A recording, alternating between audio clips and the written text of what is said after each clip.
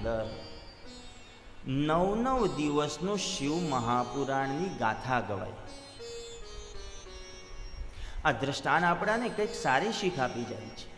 એના માટે જ આપણે દ્રષ્ટાનોની વ્યાખ્યા બતાવે છે અને એવી શીખ આપે આપણાને કે જેથી કરીને આપણાને કથા પ્રત્યેનો ભાવ પ્રગટ થાય, કથા પ્રત્યે આપણાને પ્રેમ જાગે. માજીના ગામની અંદર જ્યારે કથા થતી હતી, એની સોસાયટીની અંદર જ્યારે કથા થઈ રહી હતી, વક્તા શ્રી સુંદર મજાનું કથાનું રસપાન કરાવી રહ્યા હતા. કથા જ્યારે ચાલી રહી હતી અને વિરામનો છેલ્લો દિવસ હતો, કથાનો વિરામનો દિવસ હતો. 9મા દિવસની કથા વિરામ હતી. બધી 5 માતા બહેનો ભેગા થયા અને 2-5 માતા બહેનોને એમ થયું કે આ માજીને આપણે 10 મિનિટ, થોડીક વાર 1 કલાક, 2 કલાક કે 3 કલાક કથા ચાલે, આજે તો આપણે માજીને કથામાં લઈ જ જવા છે. આ મનોમન નક્કી કર્યું, મનોમન મંથન કર્યું અને જ્યારે મનોમન વિચાર કર્યો કે માજીને અમારે કથામાં લઈ જવા છે, ત્યારે માજીના દરબારની અંદર એના દરવાજાની પાસે ઊભા રહ્યા. માજીનો દરવાજો ખટખટાવે છે. માજીનો સ્વભાવ અહંકારથી ભરેલો હતો. માજી ખૂબ જ તામસી મગજના હતા, માજી ક્રોધીલા મગજના હતા. છતાં એ બધી માતા બહેનોએ વિચાર કર્યો કે ક્યાંક આપણે માજીને કથામાં લઈ જશું તો એની સાથે સાથે આપણો પણ પુણ્યનો ઉદય થશે. જો મેરે ભાઈઓ બહેનો, અગર કથા મેં તમારે એકલાએ આવવું એના કરતાં ક્યાંક 4 બહેનોને લેતા આવીએ તો જે 4 બહેનો તમારા થકી કથા સાંભળશે એની અંદર એના પુણ્યના ખાતામાંથી અમુક ટકા આપણા ખાતામાં પણ લખાશે. યાદ રાખજો, આપણા ખાતામાં પણ લખાશે. કથાનો પ્રારંભ થયો અને એ જ શરૂઆતમાં પરમ પૂજ્ય શ્રી વંદનીય બટુકગીરી બાપુએ શું કીધું આપણાને કે આવતીકાલથી બધાને વધારે કથામાં લેતા આવજો, કથામાં બધાને લેતા આવજો. આપણા થકી પણ જો કોઈક કથા સાંભળશે તો યાદ રાખજો, એ કથાનું ફળની અંદર ક્યાંક આપણું પણ ખાતાની અંદર કંઈક બેલેન્સ જમા થશે. આપણા બધાને બેલેન્સ જમા કરવાની જો કદાચ વાત આવે તો આપણને તો બીઓબીના ખાતા દેખાય, એસબીઆઈના ખાતા દેખાય, પંજાબ બેંકના ખાતા દેખાય, નેશનલ બેંકના ખાતા દેખાય, આઈસીઆઈસીઆઈ બેંકના ખાતા દેખાય, પોસ્ટના ખાતા દેખાય, રિકરિંગના ખાતા દેખાય. પણ ક્યારેક કોઈને એમ નથી થયું કે મારા મહાદેવના ખાતામાં મારું એક એકાઉન્ટ ઓપન કરું? આ કોઈને નથી દેખાતું. અને જેને આ દેખાઈ ગયું ને કે નીચેની બધી બેંકોમાં તો મારા ખાતા થઈ ગયા ભરપૂર, પણ હવે મહાદેવની બેંકમાં મારે ખાતું ખોલાવવું છે, અને જ્યારે ખાતું ખોલાવવું હોય ને ત્યારે એવી કથા સભામાં આવી જજો, ખાતું વગર, આધાર કાર્ડ વગર ખુલી જાય. યાદ રાખજો. પણ એના માટે આવવું પડે, કથા સભામાં આવવું પડે, કથા મંડપની અંદર આવવું પડે. અને એ કથા, આપણે આને કથા મંડપ કહીએ છીએ, એને મનન કરવાનું. અહીંથી જે સાંભળીએ ને, બાપજીએ કીધું કે આના કથાને મનન કરો, રટન કરો, ખૂબ રટન કરો, એને વાગોડિયા કરો. આપણે ચિંગમ, બધા ઘણાની ચિંગમ ખાવાની ટેવ, તો એ ચિંગમ જે છે ને તમે વારંવાર, એ પૂરી નથી થતી. કોઈ દાડો થાય ચિંગમ પૂરી? તો એને ખાવો, જેને એને વાગોડિયા કરો છો ને ચાવ્યા કરો છો, તેમજ કથાને ઘરે જઈને પણ મંથન કરો, એને વલોવ્યા કરો અને એનું મંથન કરો. એમાંથી ક્યાંક ફળ પ્રગટ થશે અને એ ફળ એની અંદર આપણા ખાતામાં બેલેન્સ રૂપી રખાશે. આ જ મહત્વ. એ માજીને જ્યારે બધા માતા બહેનોએ દરવાજો ગાળ્યો એટલે માજીએ જોરદાર અવાજથી કહ્યું કે બધી ભેગી થઈને શું આવી ગઈ મારી પાસે? અને તે સમયે બધી માતા બહેનો કહ્યું કે માજી, આજે આપણે અહીંયા સુંદર મજાને મહાદેવની ગાથા 9 દિવસ સુધીની ગવાઈ રહી છે. એ મહાદેવની ગાથાની અંદર આજે વિરામનો દિવસ છે. વિરામનો દિવસ એટલે એમ તો જો ભાઈ મહાદેવની જે ગાથા છે એ ક્યારે પૂરી નથી થવાની. અવિરતપણે કથાનો ઉદયથી આજ કરવાનો છે, આજે અહીં તો કાલે બીજે, ક્યારેય કથા પૂરી નથી થતી. અને આપણી કોઈ એવી તાકાત નથી કે મહાદેવની ગાથા ગાવા માટે 9 દિવસ તો શું, કદાચ 900 દિવસ પણ આપો ને તો એ મહાદેવની ગાથા પૂરી ન કરી શકીએ અને મહાદેવની ગાથાને આપણે ગાઈ ન શકીએ. એવો વિશાળ મહાદેવની ગાથા બતાવી છે. એના ગુણને પણ આપણે લખી ન શકીએ, એને પણ ન જાણી શકીએ એવી ગાથા એ મહાદેવની ગાથા બતાવી છે. મહાદેવની ગાથાની અંદર જ્યારે માજીને એમ કહેવામાં આવ્યું કે માજી, આજે વિરામનો દિવસ છે, જેને પૂર્ણ દિવસ કહીએ, જેને આપણે કદાચ છેલ્લો દિવસ કહીએ છીએ. મારે એક દિવસ ગામડેમાં કથા હતી. બહુ નાનું ગામ હતું, પણ શ્રોતાઓની સંખ્યા સિટી કરતા વધારે હતી. ગોળચિત જલારામ બાપાનું મંદિર. એમાં હું કથાનો વિરામનો દિવસ આમ બોલું એટલે ભાષામાં ક્યાંક સમજ ન પડી. 5મો 6ઠ્ઠો દિવસ આવ્યો એટલે મારા ઉતારા ઉપર 2-3 ભાઈઓ આવ્યા અને આ શબ્દનું મંથન કર્યા કર્યું હતું. એ લોકોએ એવું મંથન કર્યા કર્યું હતું કે વિરામ વિરામ વિરામ વિરામ. એટલે 2-4 ભાઈઓ મારી પાસે આવ્યા મારા ઉતારે અને મને કે બાપુ વંદન કરી, એક પ્રશ્ન કરવો છે. મેં કીધું શું પ્રશ્ન કરવો છે?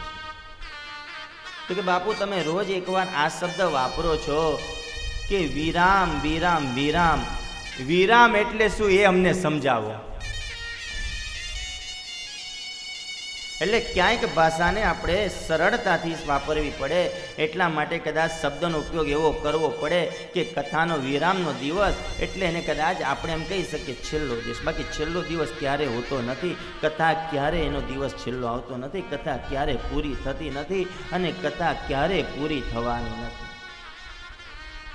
કથા તો અવિરતપણે જ્યાં સુધી સૂર્ય ચંદ્રનો તેજ છે, જ્યાં સુધી ગંગાની અંદર જળ છે, જ્યાં સુધી ગંગાની અંદર દુર્ગંધ નથી આવતી, ત્યાં સુધીના કથા અવિરતપણે ચાલુ રહેવાની છે.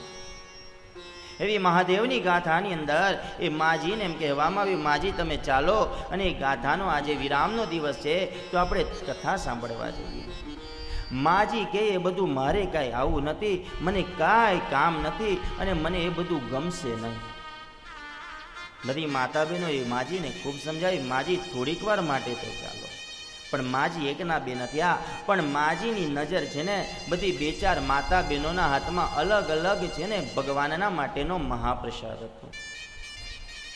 તો કોઈની થાળીની અંદર કાજુનો પ્રસાદ હતો, કોઈકની થાળીની અંદર બદામનો પ્રસાદ હતો, તો કોઈકની થાળીની અંદર અલગ અલગ ભોગનો પ્રસાદ હતો.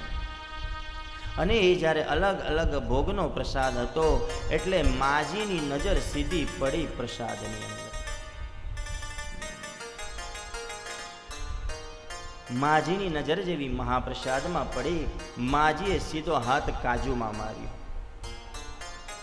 બધી માતા બહેનોએ હાથ પકડી લીધો કે માજી આ તો ઠાકોરજીને ભોગ લગાવવાનો છે, મહાદેવને ભોગ લગાવવાનો છે, પછી આપણે ખાવું છે. માજીના વિચાર તરત બદલાયા. માજીને એમ થઈ ગયું કથા સાંભળવી ન સાંભળવી એ આપણા મનની મરજી છે, પણ લાવને કથાના સભાના મંડપમાં જવાથી કદાચ કાજુ બદામ તો ખાવા મળશે એ ભાવથી માજી કથામાં ગયા.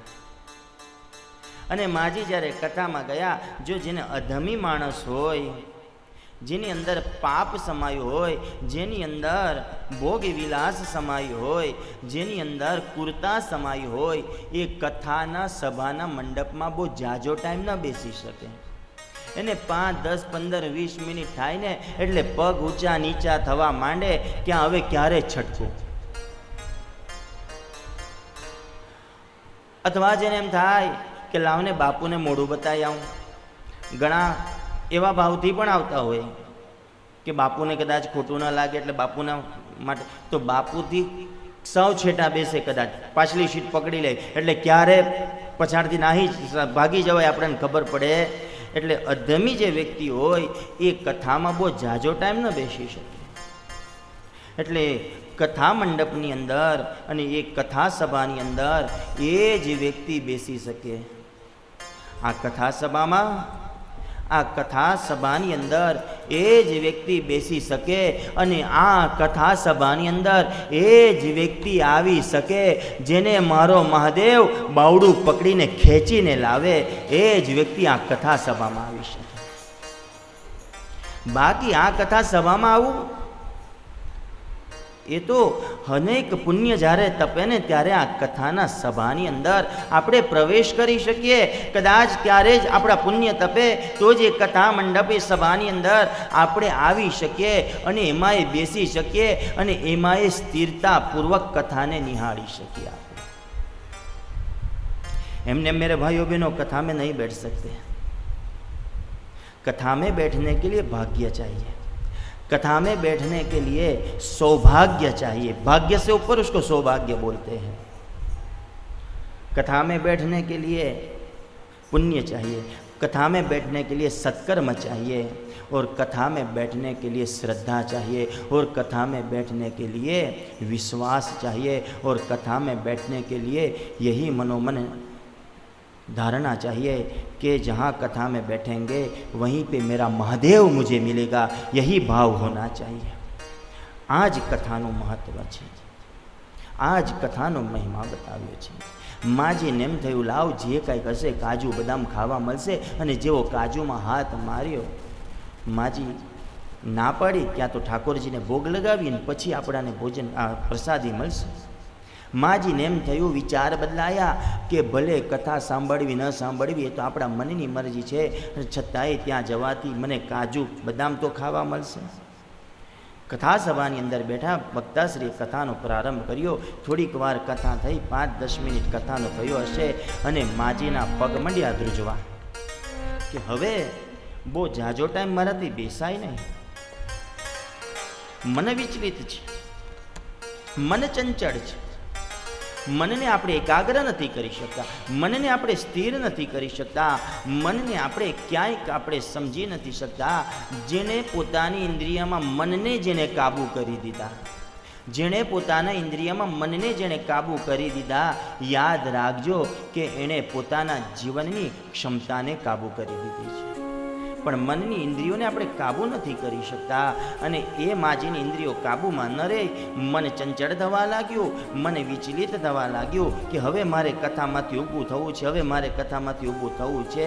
આ વિચાર મનોમન ચાલવા લાગ્યા અને આ વિચાર જ્યારે ચાલી રહ્યા હતા એટલે માજીએ નીચેથી બેસીને અવાજ કર્યો. કથાકારને કહ્યું, હે ભાઈ તારું ભાષણ બંધ કરી દે. પાપી મનુષ્યને બહુ કથા ગમે નહીં. ભાઈ તારું ભાષણ બંધ કરી દે. અને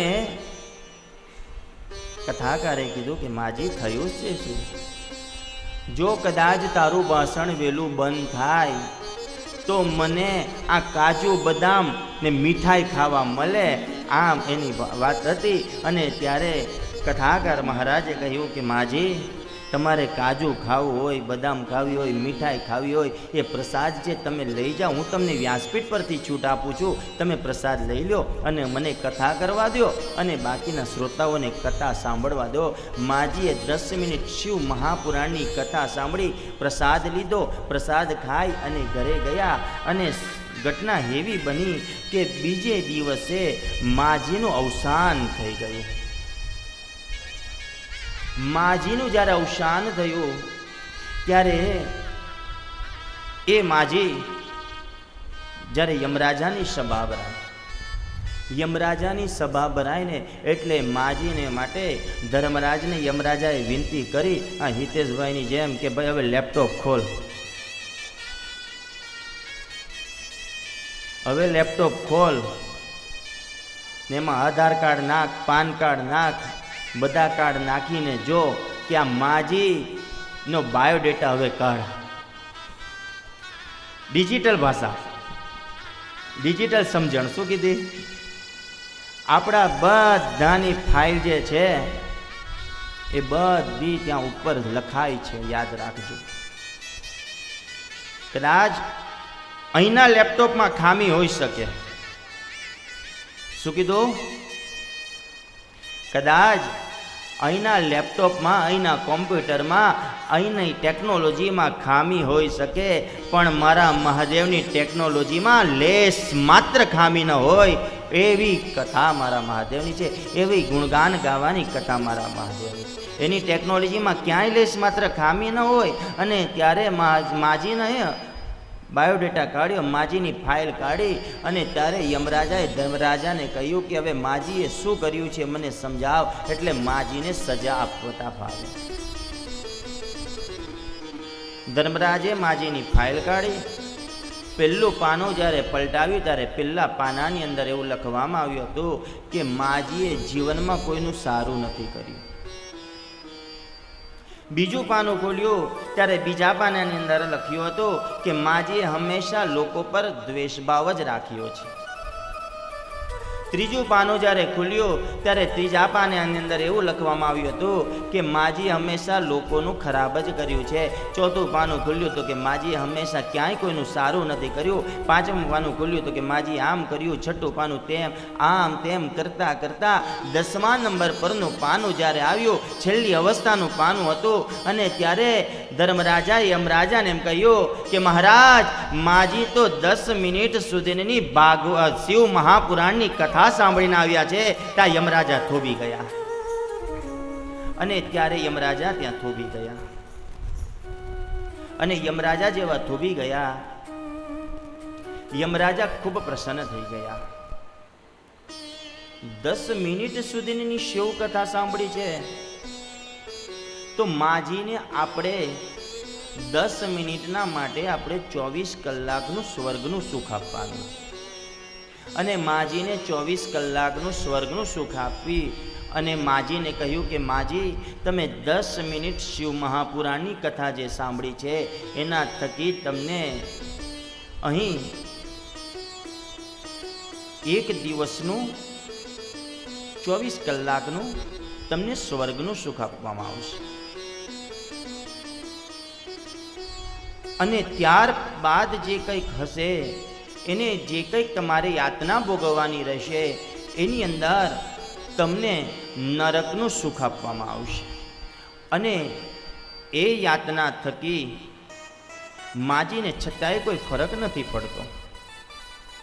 માજીએ યમરાજાને ત્યાં પણ સ્વભાવમાં કોઈ પરિવર્તન નથી આવતું ને યમરાજાએ અને માજીએ કહ્યું કે ભાઈ, નરકનું સુખની વાત પછી કર, પણ તું એ જે મને 24 કલાકનું સુખ આપવાનું કીધું, સ્વર્ગનું સુખ, એના દરવાજા પહેલા બતાય મને.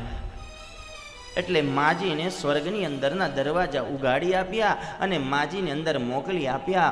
અને માજીને કહ્યું કે માજી, આ સ્વર્ગનું સુખ તમારું 24 કલાક માટે ચાલુ છે. માજી ખૂબ રાજી થયા, ખૂબ રાજી થયા, એટલા પ્રસન્ન થયા અને એનો આનંદ એવો લેવા લાગ્યા, માસી એવો લેવા લાગ્યા, અનેરો આનંદનો લાભ લેવા લાગ્યા. માજીનો 24 કલાક જેમ જેમ પૂરા થવા આવ્યા તેમ સ્વર્ગના દરવાજે પાછા માજી આવવા લાગ્યા. અને માજી સીધા સ્વર્ગના દરવાજે આવી ગયા અને 24 કલાક પૂરા થયા. 24 કલાક જેવા પૂરા થયા એટલે માજીને બહાર આવવાનું કહ્યું. માજીને જેવું બહાર આવવાનું કહ્યું ત્યારે માજીએ ના પાડી દીધી કે મારે બહાર આવવું નથી. ત્યારે યમરાજાના દૂતોએ કહ્યું કે માજી, એમ થોડું ચાલે. 24 કલાકનું તમે શિવ મહાપુરાણ કથાનું 10 મિનિટ તમે શ્રવણ કરીને આવ્યા હતા, એમાં 24 કલાકનું સ્વર્ગનું સુખ તમને પ્રાપ્ત થયું. એ 24 કલાકનું સ્વર્ગનું સુખ પૂર્ણ થયું અને હવે તમારે નરકની યાતના ભોગવવાનો સમય આવી ગયો છે. માજીને બાવડું ઝાલીને બહાર કાઢ્યા અને ત્યારે માજીને એટલો બધો પસ્તાવો થયો અને માજીને એમ થઈ ગયું કે 10 મિનિટ મેં મહાદેવની ગાથાનું રસપાન કર્યું, મારા જીવનભર મેં મહાદેવની ગાથાનું રસપાન કર્યું હતે તો આજે મારું જીવન સુધરી જતે, આજે હંમેશા માટે સ્વર્ગમાં નિવાસ કરતે. આ મહાદેવની ગાથાનો સુંદર મજાનો મહિમાનું વર્ણન બતાવ્યું છે, ખૂબ જ મહિમા બતાવ્યો છે. પણ એ મહિમા તરફ જવા માટે આપણે 2-5 મિનિટ હરિનું નામ કીર્તન કરીએ. ત્યાં સુધી જે કંઈ બી વ્યવસ્થા છે એ ચાલુ રાખો.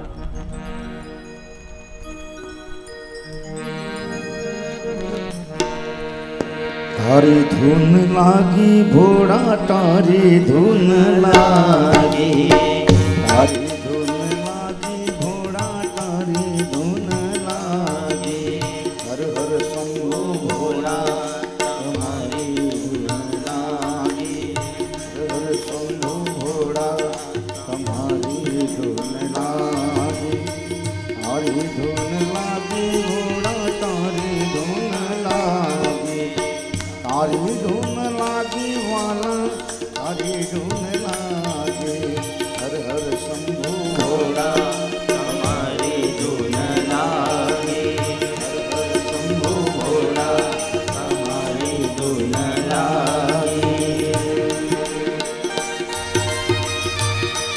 જય મહાદેવ. શ્રી રાધે શ્રી રાધે.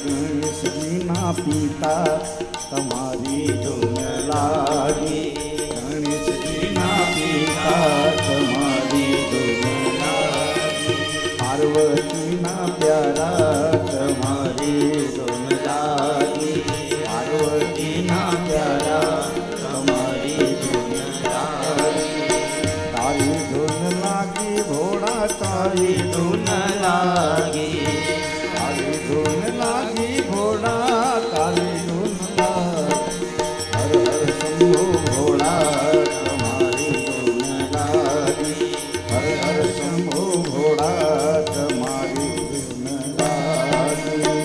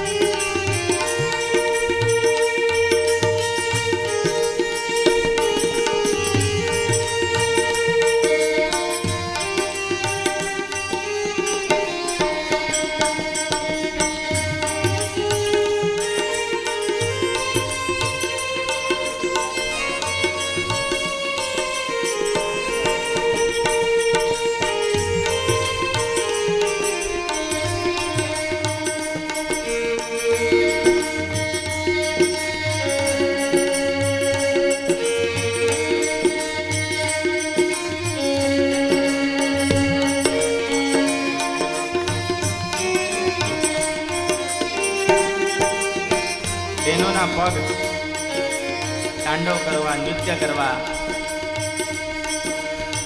જઈ રહ્યા છે. नाम रे सबसे बड़ा है तेरा नाम ओ शेरों वाली ऊंचे डेरों वाली माता जोधा वाली बिगड़े बना दे मेरे नाम नाम रे सबसे बड़ा है तेरा नाम ओ शेरों वाली ऊंचे डेरों वाली माता जोधा वाली बिगड़े बना दे मेरे नाम नाम रे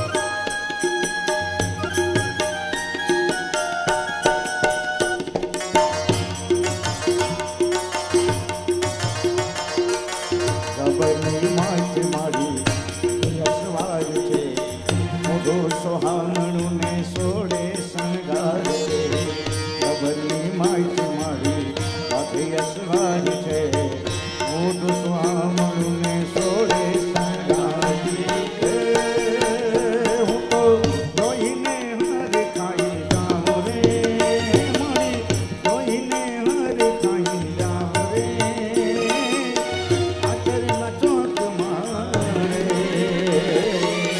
ખબરના ગોખ મારે આવ તો રમવાની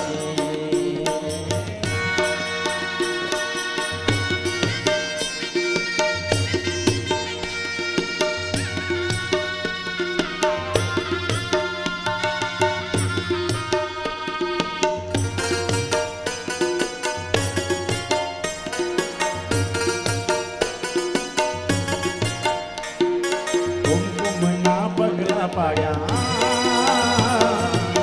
મારીના હેઠ જણા કુમકુમના પગલા પાડ્યા મારીના હેઠ જણા જોવા લોકો તોડે વળ્યા રે મારી તારા આવવાને નાણા થયા મારી તારા આવવાને નાણા થયા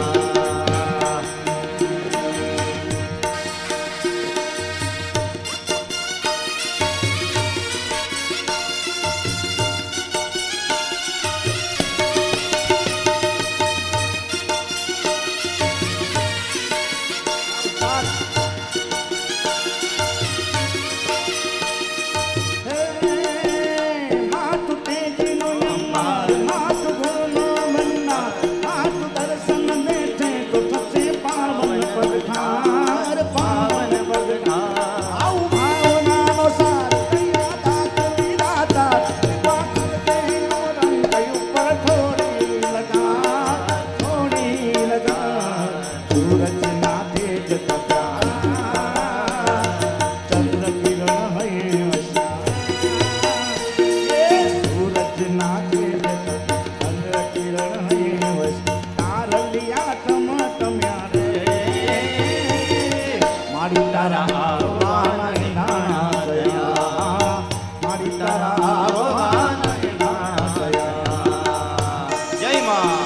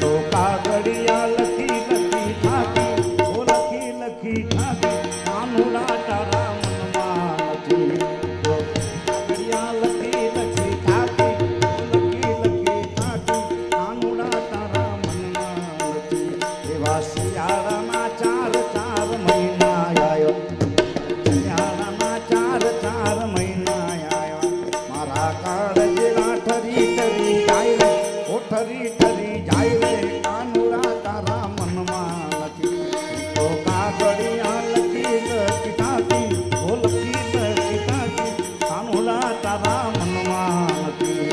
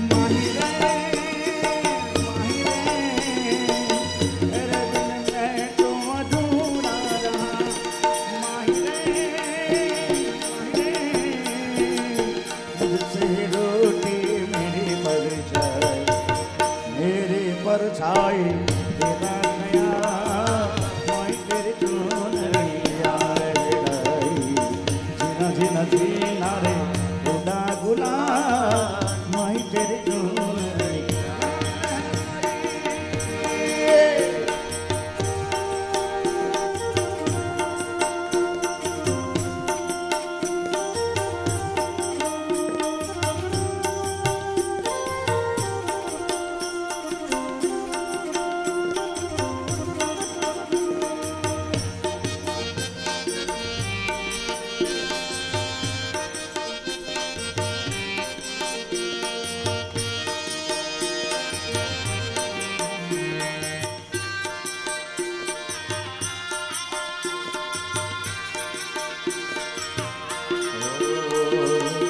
तारी वादळी तूने वीण मेरे बेघड़ी नाची हे रंग मोरला तारी वादळी तूने वीण मेरे बेघड़ी नाची हे रंग मोरला हे जायस मारी साहेली नो साथ रे हे घड़ी नाची हे मन मोरला तारी वादळी तूने वीण मेरे बेघड़ी नाची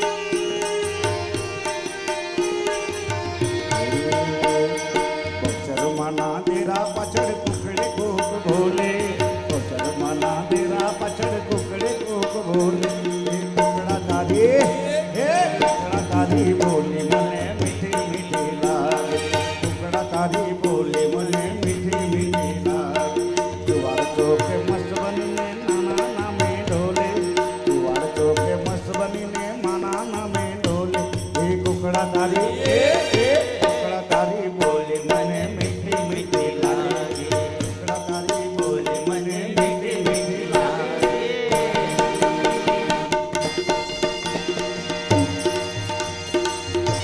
जय महादेव जय महादेव जय महादेव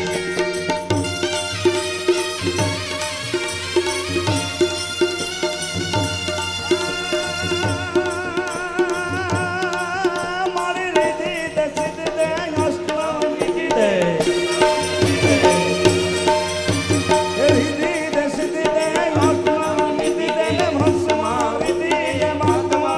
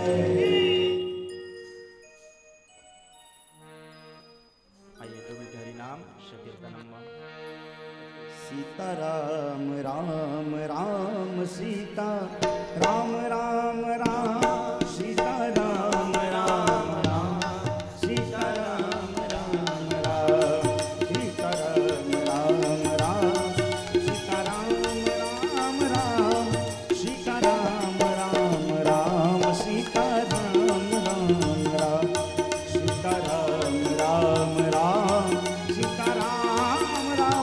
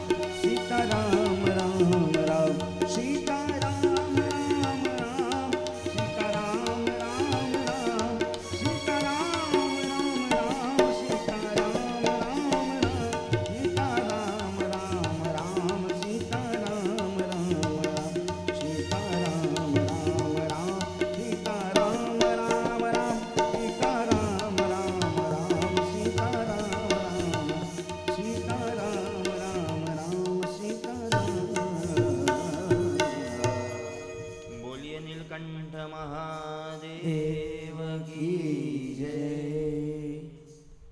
અત્રે આપણા સૌની વચ્ચે પરમ પૂજ્ય પ્રણવ બાપુના મિત્ર કો ભક્તો કો એવા પરમ ભાઈ શ્રી અરવિંદભાઈ સોની અત્રે પધાર્યા છે. એ વ્યાસપીઠ પર આવી બાપુના આશીર્વાદ લઈ શ્રી અરવિંદભાઈ સોની.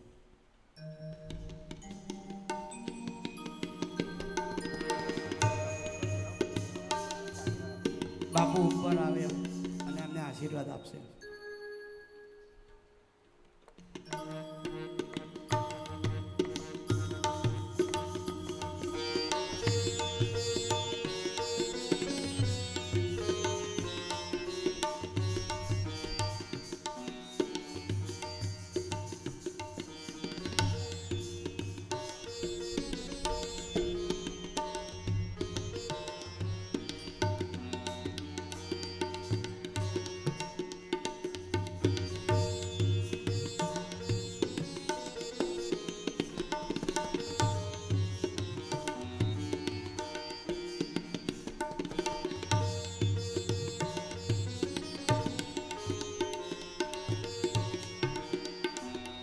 તાળીઓના ગડગડાથી આપણે વધાવી લઈશું.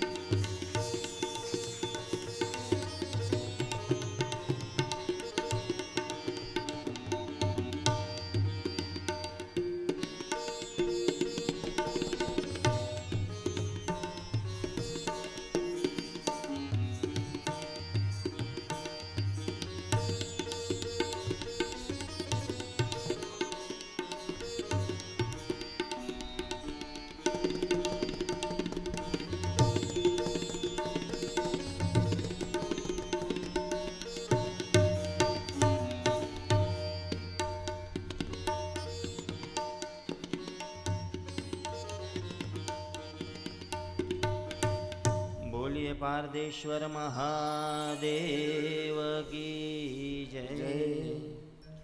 કથાના દોરને ગાડી વધાવતા પહેલા આજે ખૂબ જ સુંદર મજાનો આપણા માટે દિવસ છે. એક તો મહાદેવની મંગલમય ગાથાનો પ્રારંભનો પહેલો દિવસ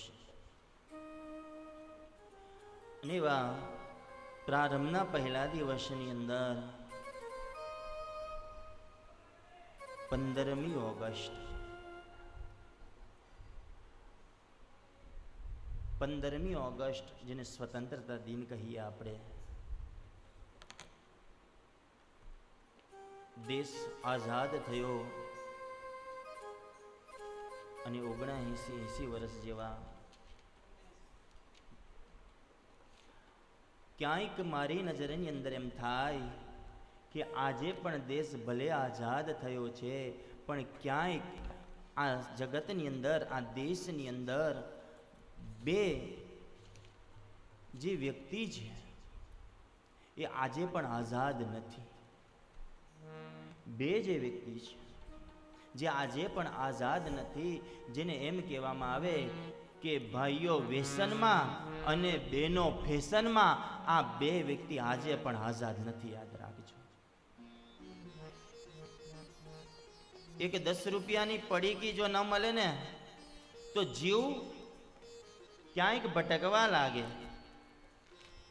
એટલે આજે પણ આ 10 રૂપિયાની પડીકીના આપણે ગુલામ કહેવાઈએ. યાદ રાખજો. આ 10 રૂપિયાની પડીકીના ગુલામ કહેવાય. અને તેથી વધુ કહું, બહેનોને ક્યાંક જો મેકઅપ ન મળે ને તો મેકઅપ વગર બહાર જવાનું એને ન ગમે. એટલે આજે પણ બહેનો ફેશનની અંદર, બંધારણમાં આજે પણ બહેનો ક્યાંય છે ને આઝાદ નથી કહેવાતી. આજે પણ આ બે જે સૂત્ર કહ્યા, ભાઈઓ વ્યસનમાં અને બહેનો ફેશનની અંદર, એટલા બધા બંધનમાં છે કે આજે પણ એ આઝાદ નથી થઈ શકતા. જો જીવનની અંદર મારી જ્યારે કથા હોય ને, તે કથામાં મારી મોટા બેન જ્યારે આવે ને ત્યારે મને એક વાત ચોક્કસપણે યાદ આવે. હા, આજે આવ્યા છે ને, વાત આજે જ યાદ આવી. હમણાં મારી 4-5 કથા કે આ વાત મને યાદ નથી આવી, પણ મારા મોટા બેન આવે ને ત્યારે મને ફરજિયાત વાત યાદ આવે કે જીવનની અંદર જો આપણે સુંદર થવું હોય, જીવનની અંદર આપણે સુંદર દેખાવું હોય, એકદમ રૂપાળા દેખાવું હોય તો પાર્લરમાં જવું પડે, અને તેજસ્વી દેખાવું હોય તો મહાદેવના દરબારમાં જવું પડે. યાદ રાખજો. અને પાર્લરની વાત એટલે યાદ આવે કે મારી બેન પોતે પાર્લરનું કરે. આ વાત ચોક્કસપણે મને જ્યાં જ્યાં કથા હોય ને એ બેનના પગલા પડે ને એટલે મને આ વાત તરત જ મંથન થઈ જાય છે કે જીવનમાં સારા દેખાવા કરતા તો તેજસ્વી દેખાવું સારું. તેજસ્વીતા એ એમને નથી આવતી. આજે સહજતા, સરળતા,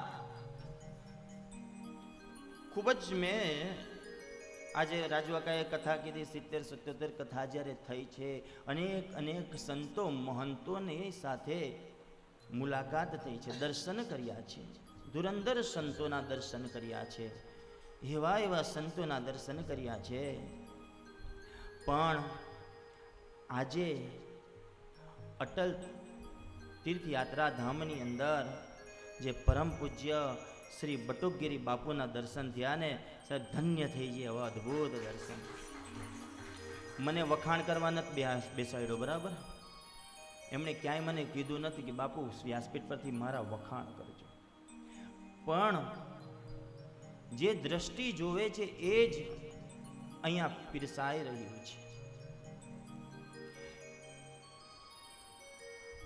બાપુને દરેકના પ્રત્યેની સહજતા, દરેકના પ્રત્યે સરળતા, દરેકના પ્રત્યે સાચો ભાવ, એ આજ સુધી મેં કોઈ સંતમાં નથી જોયા સાહેબ.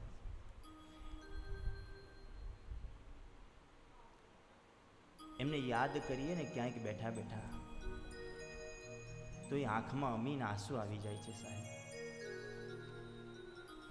મહાન અનુભવી, તેજસ્વી,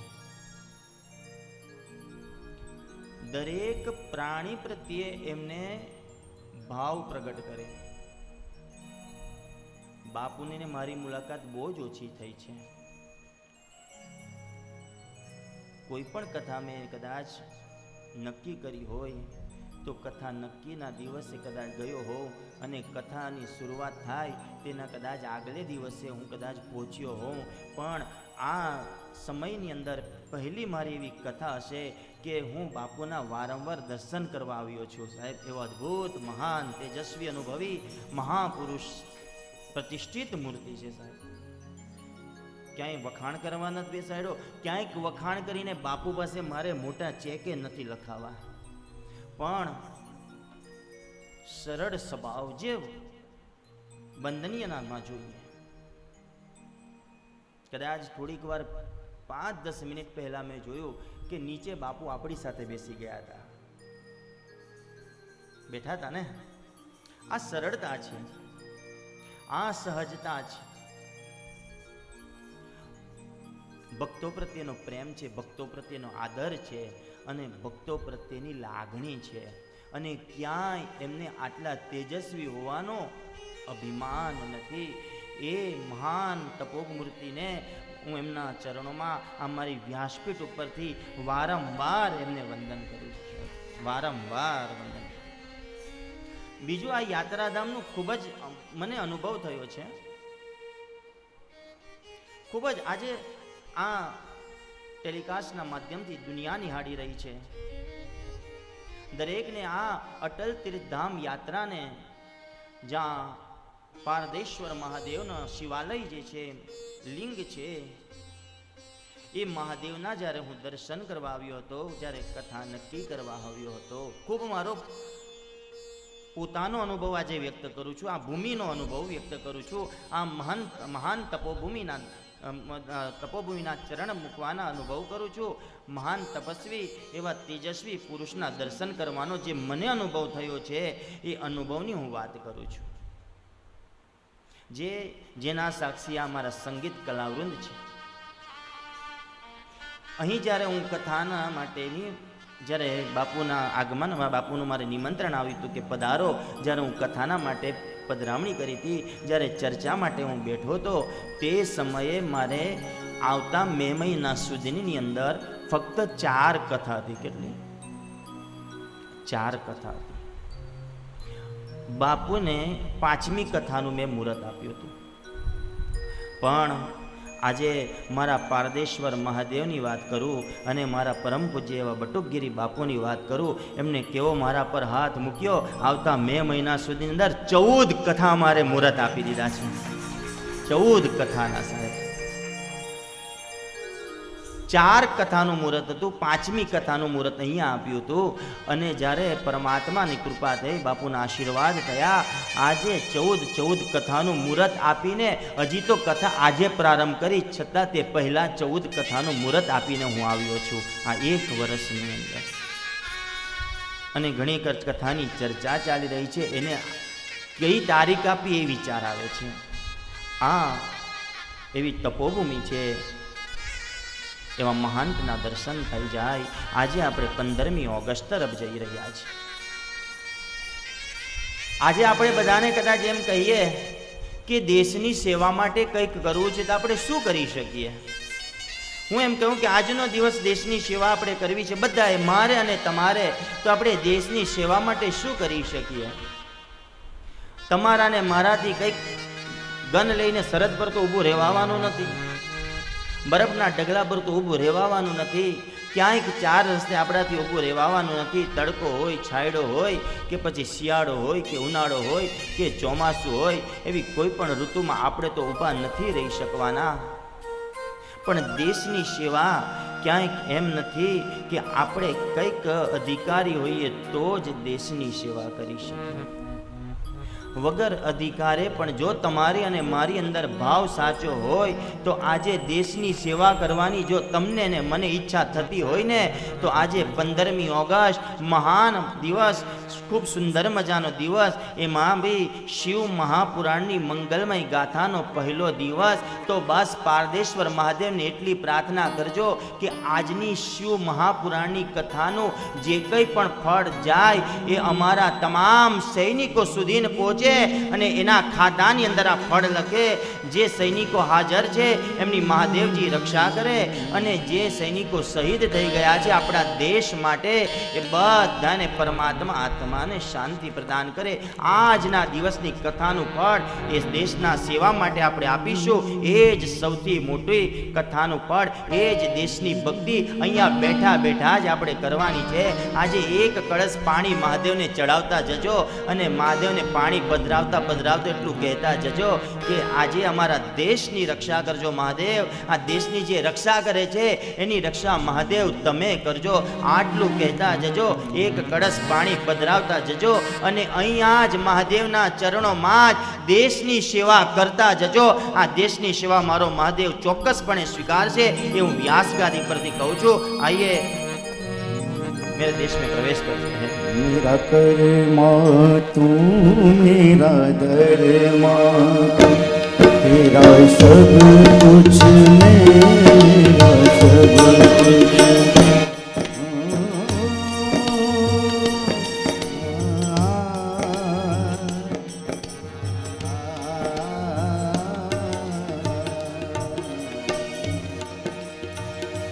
हर कर्म हर कर्म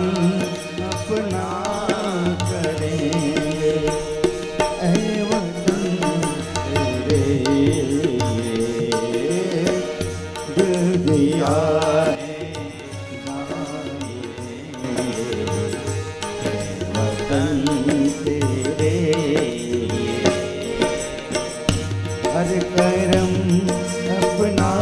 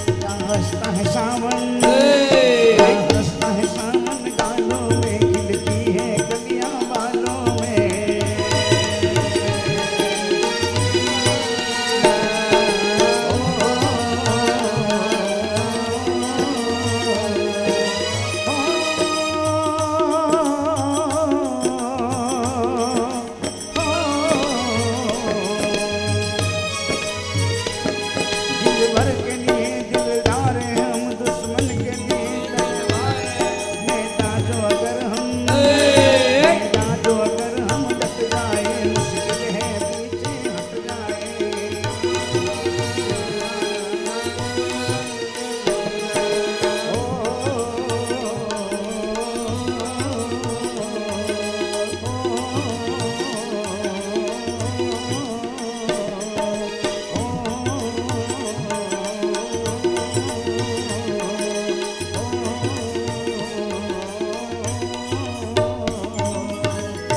भारत माता की जय भारत माता की जय वंदे मातरम वंदे मातरम वंदे मातरम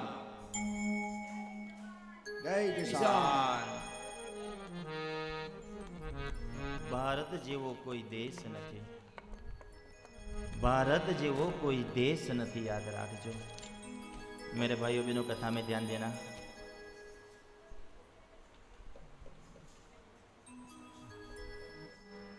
कथा जे छे ने, कथा में प्रवेश करते बोलिए नीलकंठ महादेव की जय।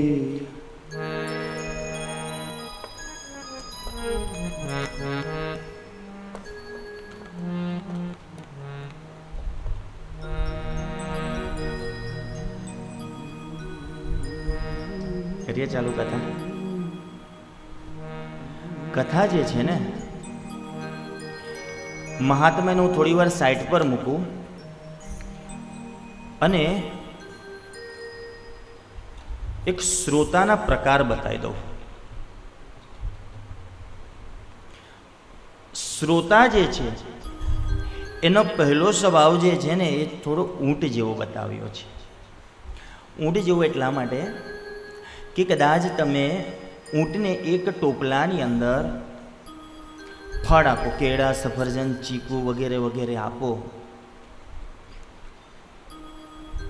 तो ये फल खासे खरो, पण एनी बाजुमां तरत बीजू जो कदाच टोपलो तमे પાંદડાનો મૂક્યો હોય અને પાંદડાનો ટોપલો ભારી જાય તો એ ફળમાંથી મોઢું કાઢી અને સીધું પાંદડામાં નાખશે। એટલે પહેલો શ્રોતાને એમ કીધું છે કે ઊંટ જેવો સ્વભાવ બતાવ્યો। બીજા નંબર ઉપર હવે ખાસ અગાડી બેહેલાની લાઈન માટે બીજા નંબર પરના શ્રોતા જે પોપટ જેવા હોય, કથા સાંભળે તો નહીં પણ બીજાને સાંભળવા પણ ન દે, આને બીજા નંબરના શ્રોતા કીધા। તેમાં એ અગાડી બેસીને પાછા અમને કથા આવડે, હે બીજું શું બોલવાનું છે અમે કંઈક રૂમ પર રેડી કરીને ના આવીએ। કથા કદાચ મોડે કરતા હોઈએ, કથા વાંચતા હોઈએ કે ભાઈ આજે આ કથા આવશે, આજે મહાત્મા આવશે, પણ અમે અમુક જે શબ્દ છે એ અમે કંઈક રોજ તૈયાર કરીને ના આવીએ કે આજે આટલું જ અમારે બોલવાનું છે, કે આજે 15મી ઓગસ્ટનું જ બોલવાનું છે, આજે આટલું તૈયાર। આ તો વ્યાસગાદી ઉપર બેઠા પછી મારો મહાદેવ જે બોલાવે એ અમે બોલીએ।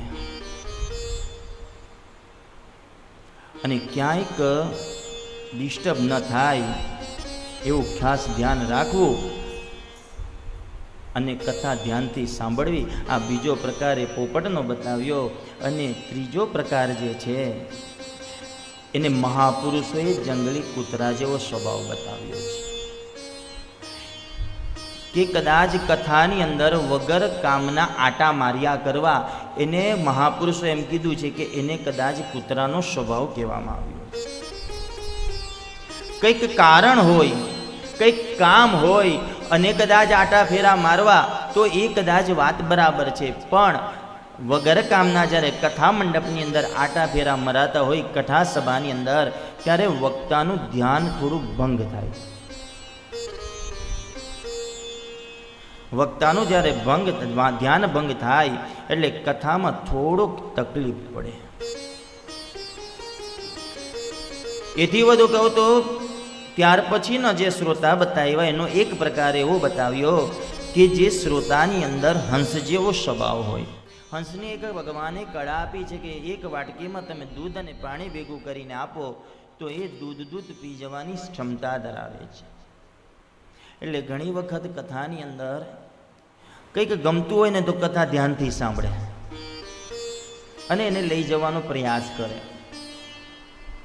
બાકી પાણી હોય અહીંયા ને મૂકતા જાય. કથાની અંદર આ શ્રોતાના પ્રકાર બતાવ્યા. હવે કથા જે છે ને તે વક્તાઓ અલગ અલગ રીતના આપતા થઈ ગયા, કારણ કે શ્રોતાઓને પણ અલગ અલગ રીતના કથા ગમે. જો ઘણી વખત કથાની અંદર એ આવે કથામાં વ્યક્તિ કે જો કદાચ કોઈને કથા બહુ પ્રિય હોય કે ભગવાનનું સ્મરણ જ પ્રિય હોય, પહેલા નંબર પરનો શ્રોતા આવે. બીજા કોઈકને કથા એવી ગમતી હોય કે કથામાં બાપુ કદાચ હાસ્યની વાત કરતા હોય તો એ આનંદ લેવા આવે. ત્રીજા નંબર પરની કથામાં કોઈક એ વ્યક્તિ આવે, એ યજમાન આવે, એ શ્રોતા આવે કે જેને